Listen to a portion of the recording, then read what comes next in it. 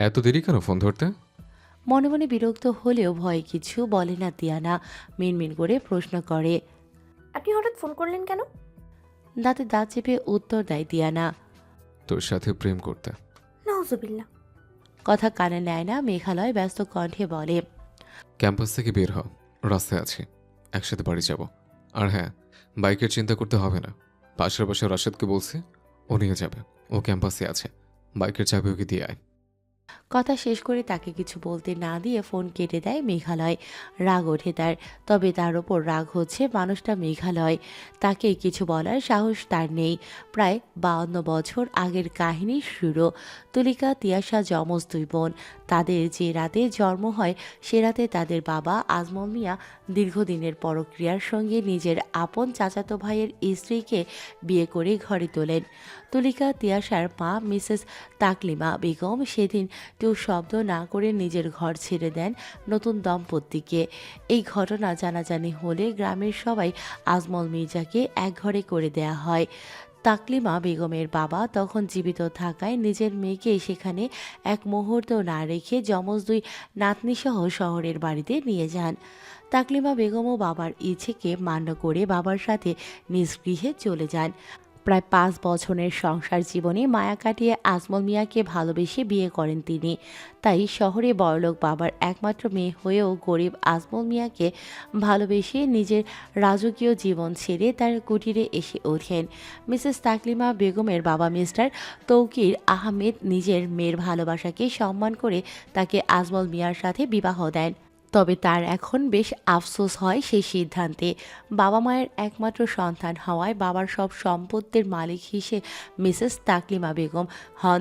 যমজ দুই মেয়ে বাবা মাকে নিয়ে কাটিয়ে দেন নিজের বাকি জীবন। তুলিকা তিয়াশা বড় হয়। তিয়াশা, তুলিকা, মৌমিতা তিনজন ছিল এক আত্মা এক প্রাণ, শুধু আলাদা তিন শরীর, যাকে বলে জানে জিগার দোস্ত। যখন তারা ইন্টার প্রথম বর্ষের স্টুডেন্ট তখন তাদের পরিচয় সাদিতের সাথে। মৌমিতার টিউটর ছিল অভিক, আর অভিকের বন্ধু ছিল সাদিদ। উচ্চ মাধ্যমিকের গণ্ডি পার করে অভিক অ্যাডমিশন নেয় মেডিকেলে, আর সাদিদ ডাবিতে সিএসই নিয়ে পড়ে। অভিক আর মৌমিতা প্রেমের সূত্র ধরে তাদের প্রায় দেখা হতো। সেখান থেকেই নতুন করে প্রণয় হয় তুলিকা সাদিদের।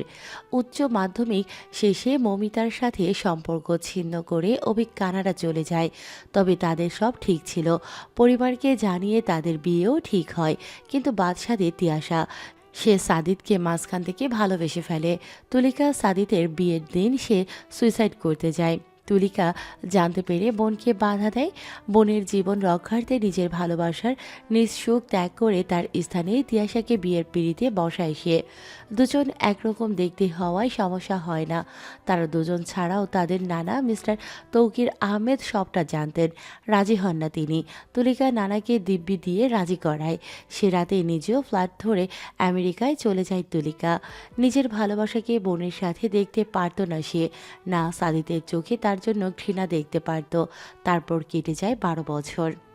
আম্মু, তিলাতের ডাকে ভাবনা থেকে বের হয় তুলিকা।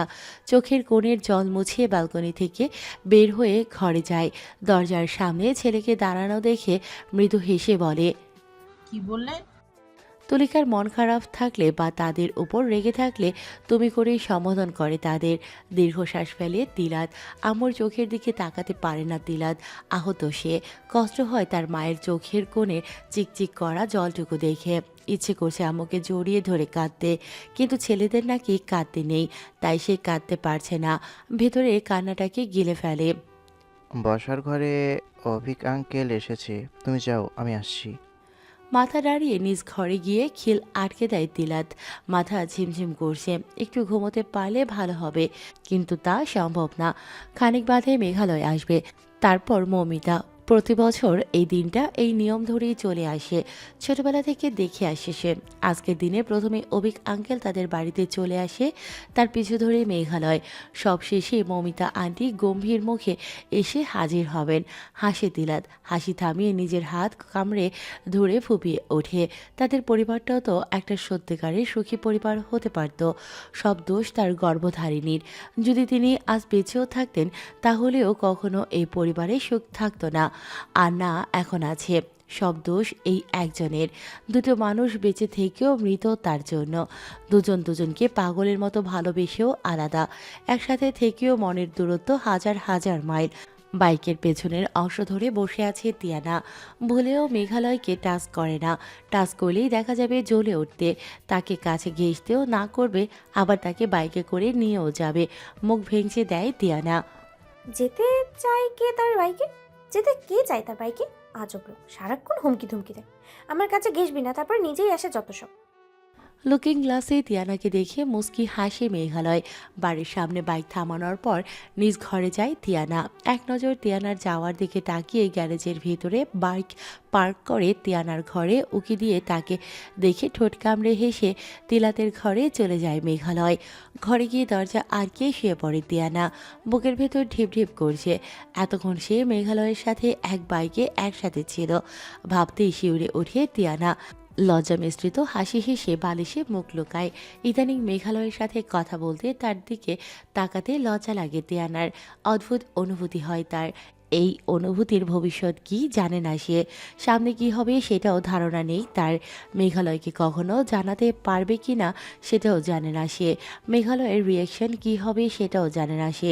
শুধু জানে সে ভালোবেসে ফেলেছে মেঘালয়কে, তার জাতশত্রুকে। এভাবে আর কতদিন যাবে? খাবার রেডি করছিল তুলিকা। মমিতার প্রশ্নে অবাক হয় তুলিকা। বিস্মিত কণ্ঠে বলে, কি যাবে? কিসের কথা বলছিস?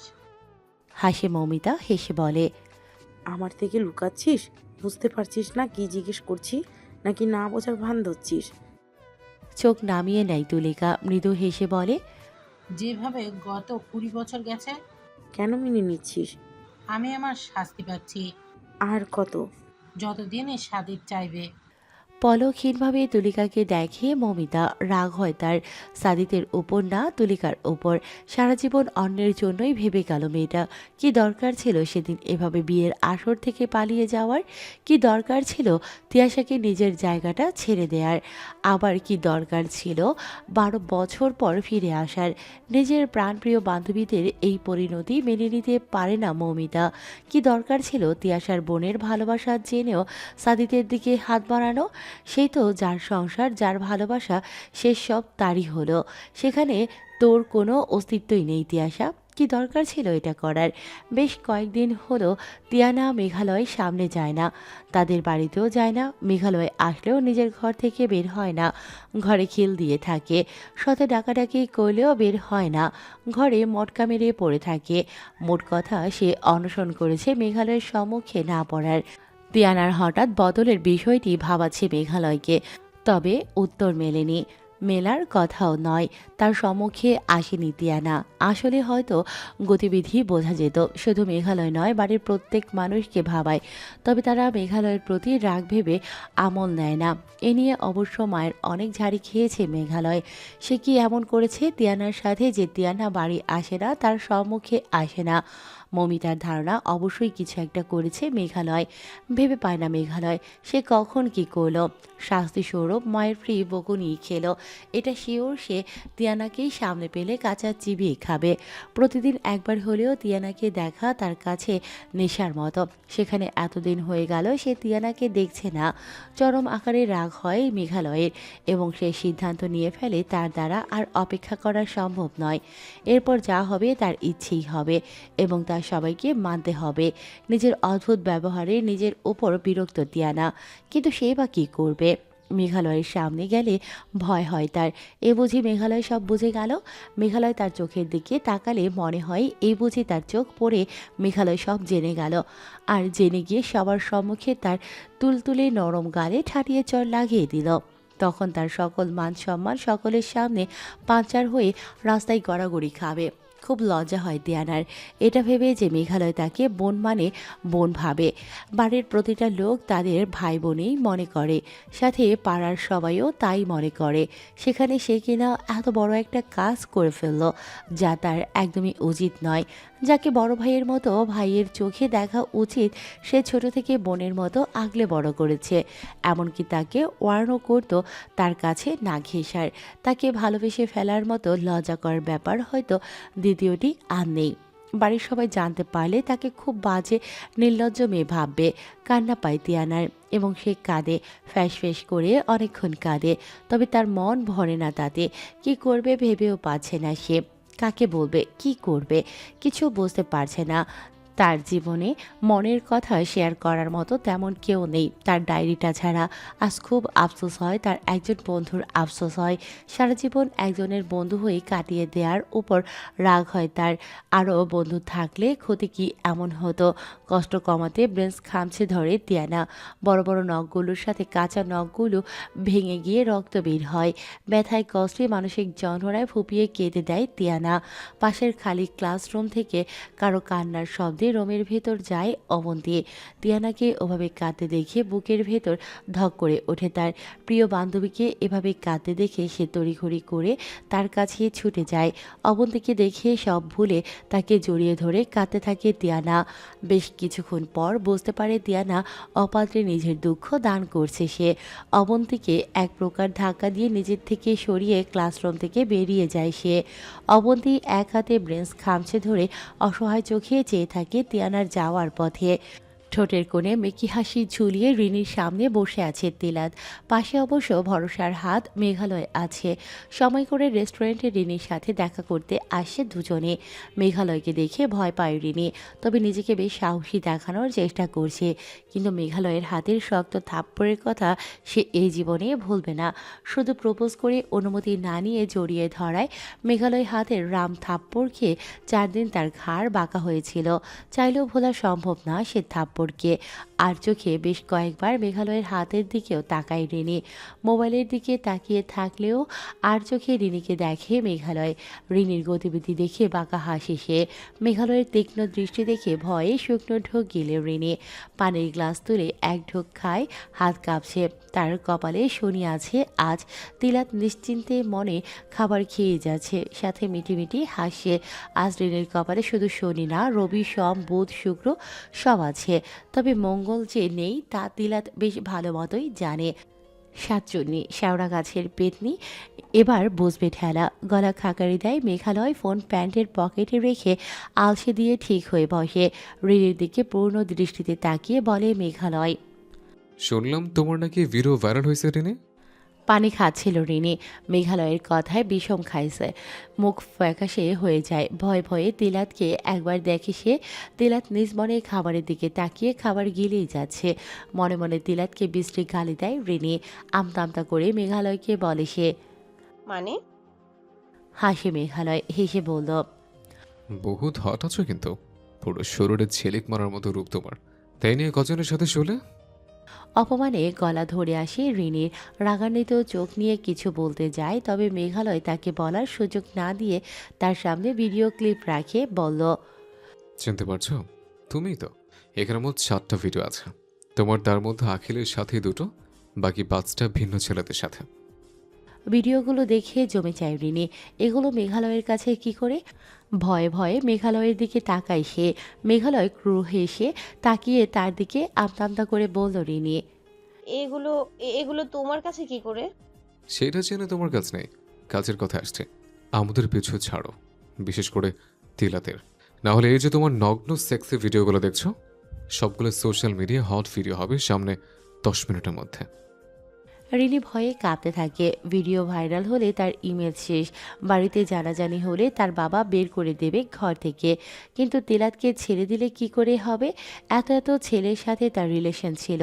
সবাই শুধু তার সাথে ফিজিক্যালি ইনভলভ হতে চেয়েছে। এতদিন এর রিলেশনে যা তিলাত চায়নি। তিলাত তার হাত অবধি ধরেনি কখনো। সে যতই অন্য ছেলের সাথে শারীরিকভাবে মিলিত হোক, তারও এক্সপেকটেশন ছিল একজন ভালো ছেলে যা তিলাত। এতদিনের যত ছেলের সাথে সম্পর্ক ছিল সবাই প্লে বয় বা তিলাত না। তাছাড়া তিলাত সোনার ডিম পাড়া হাঁস। ওর বাবার অনেক টাকা, ওকে কি করে ছাড়বে? কিন্তু উপায় নেই, সে যদি না মানে তার মান সম্মান সব শেষ। অনেক ভেবে হার মেনে নেয় রিনি। এমন টাকাওয়ালা মুরগি অনেক পাবে সে, কিন্তু নিজের ইমেজ নষ্ট করা যাবে না। এই ভিডিও ভাইরাল হলে তাকে মানুষ বাজে মেয়ে ভাববে।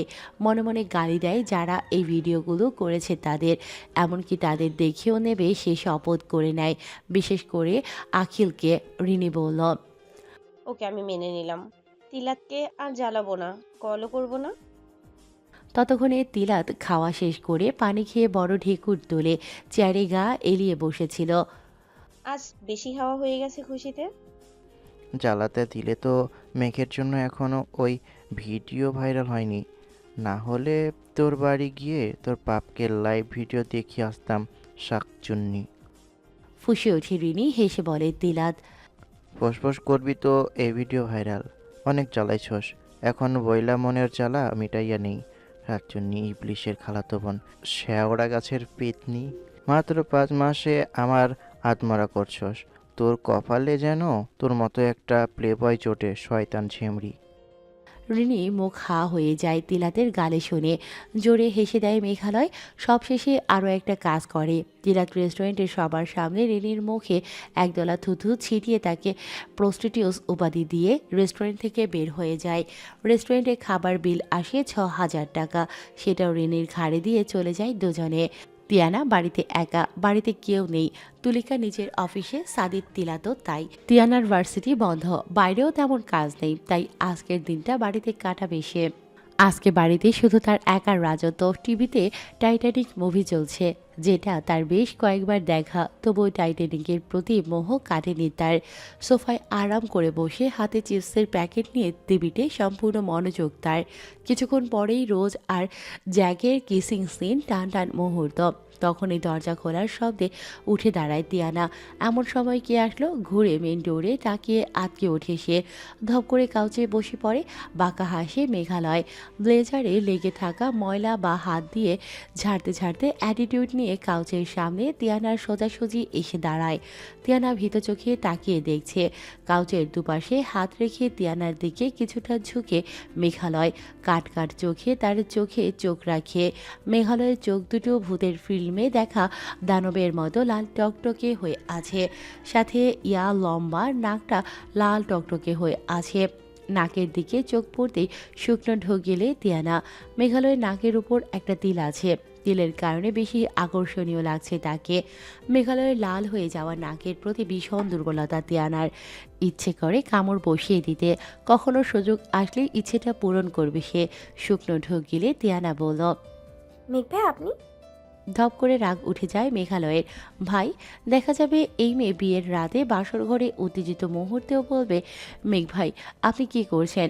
তেরাভাবে উত্তর দেয় মেঘালয়। কেন, অন্য কাউকে আশা করছিলে? আমতা আমতা করে বলে তিয়ানা। আপনি ঘরে ঢুকলেন কি করে? ম্যাজিক। মেঘালয়ের উত্তর পছন্দ হয় না তিয়ানার। ফোঁস করে নিঃশ্বাস ছেড়ে ভয়ে ভয়ে বলে। ভাই একটু দূরে গিয়ে দাঁড়ান, এভাবে ঝুঁকে। কথা শেষ করতে দেয় না মেঘালয়। আগের থেকেও আরও কিছুটা ঝুঁকিয়ে ঝাঁজ নিয়ে বলে। দূরে যাব না। যদি আমার ইচ্ছে হয় তো এখন তোর কোলে বসবো আমি। মেঘালয়ের কোলে বসার কথা শুনে হাত পা গুটিয়ে নেয় তিয়ানা। উপরে উপরে হাত পা গুটালেও মনে মনে বলল। বসুন না মেঘ ভাই, আপনি আমার কোলেই বসুন, যখন ইচ্ছে বসুন। আমার কোলে আপনার জন্য, শুধু আপনার জন্যই সর্বক্ষণ মুক্ত। তবে মুখে একথা বলার সাহস নেই তার। অবশ্য সাহস নেই বললে ভুল হবে। সাহস আছে, কিন্তু বলে মেঘালয়ের শক্ত হাতে দাবাং মার্কা চড় খেতে চায় না সে। তাই নিজ ইচ্ছেকে দমিয়ে রাখে সে। মুখে বলল। আপনি কেন এসেছেন ভাইয়া? বাড়িতে কেউ নেই? তোর বাড়িতে কেউ থাকলে আসা যাবে, নাহলে আসা যাবে না। সেটা কোন আইনে লেখা আছে শুনে? আমি তা বলিনি। আপনি তো ভাইয়ার বা বাবা আম্মুর বাসায় থাকতে আসেন, তাই বলছি। তিয়ানার থেকে সরে এসে তার পাশে কাউচে বসে মেঘালয়। মেঘালয় বসাতে তিয়ানা তার থেকে কিছুটা সরে বসে। আর চোখে দেখে বলে। তুই তো আছিস, অন্যরা না থাকলেও হবে। আমার দরকার তোকে। কিছুটা অবাক হয় তিয়ানা। আমার কাছে কাজ? কি কাজ? আচমকা তিয়ানার হাতের বাহু ধরে তাকে নিজের কিছুটা কাছে টেনে বলল। তোর কাছেই তো কাজ। হঠাৎ কোন ভূতে ধরছে তোকে? আমার সম্মুখে আসিস না কেন? তোকে কি আমি খেয়ে ফেলবো? এই ভয়টাই পাচ্ছিল তিয়ানা। তার সামনে না যাওয়ার কারণ জানতে চেপে ধরবে তাকে। আর তাই হলো। এখন কি করবে সে? বলল। আমার ইচ্ছে হয়েছে তাই আসি। তবে মনে মনে বলল। আপনার সম্মুখে আসলে আমার পেটে গরম গরম করে মেঘ ভাইয়া। বুকের ভিতরে কেমন ধপাস ধপাস করে। আপনি যদি শুনে ফেলেন, আপনি যদি জেনে যান আমার এই পেট গরম গরম বুকের ভিতরে ধপাস ধপাস শব্দের কারণ, তখন কি হবে? সেই ভয়ে তো আপনার সম্মুখে চাই না আমি। তিয়ানার কথা খুব একটা বিশ্বাস হয় না মেঘালয়ের। দুঃখর দৃষ্টি দিয়ে চেয়ে আছে তিয়ানার মুখের দিকে। তিয়ানার খুব অস্বস্তি হয় মেঘালয়ের এমন দৃষ্টিতে। লজ্জা লাগে তার। টাইটানিকে কিসিং সিন চালু হয়। টিভির দিকে তাকাতেই মেঘালয়ের চোখ বড় বড় হয়ে যায়। তিয়ানা ভয়ে লজ্জায় চোখ খিচিয়ে বন্ধ করে নেয়। হাত দিয়ে মুখ ঢেকে ফেলে সে। মেঘালয় তিয়ানার হাত থেকে টিভির রিমোট এক প্রকার ছিনিয়ে নিয়ে টিভি বন্ধ করে স্বস্তির নিঃশ্বাস ফেলে বলে,